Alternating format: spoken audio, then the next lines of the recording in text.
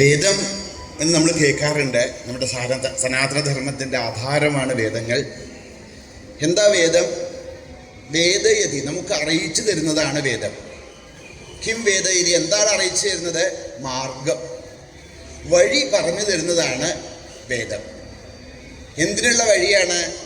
ലൗകികം പാരമാർത്ഥികം ച ജീവനം സുഖേന സാധയിതും മാർഗം.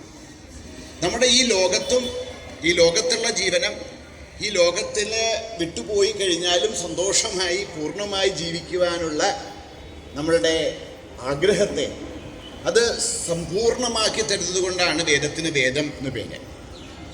അപ്പോൾ നമ്മുടെ ധർമാർത്ഥ കാമമോക്ഷങ്ങളെ മുഴുവൻ നൽകി മനുഷ്യജീവിതത്തെ സമ്പൂർണമാക്കുന്നതാണ്, അതിനുള്ള ഉപദേശങ്ങളാണ് വേദങ്ങൾ. ഈ വേദങ്ങൾ തന്നെയാണ് ഇതിഹാസ പുരാണേഷു വേദ ഉപബൃംഹയേത്.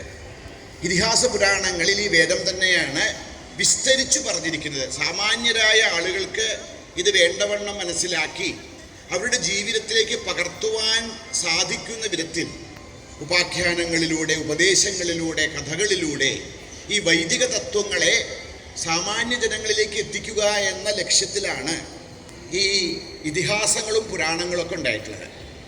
അപ്പോൾ പുരാണങ്ങൾ അനേകമുണ്ടെങ്കിലും അതിൽ ശ്രീമദ് ഭാഗവതം പുരാണ തിലകം, പുരാണങ്ങളുടെ തിലകമാണ്. ധർമ്മപ്രോജ്ജിത കൈതവ അത്ര പരമോ നിർമത്സരാണാം സദാം വേദ്യം വാസ്തവമത്ര വസ്തു ശിവതം താപത്രയോന്മൂലനം. എല്ലാ താപങ്ങളെയും ഇല്ലാതാക്കി നമുക്ക് ഏറ്റവും ശിവതമായിരിക്കുന്ന ആ ആത്മതത്വത്തെ, ഈശ്വരതത്വത്തെ വെളിവാക്കി തരുന്നതാണ് ശ്രീമദ് ഭാഗവതം.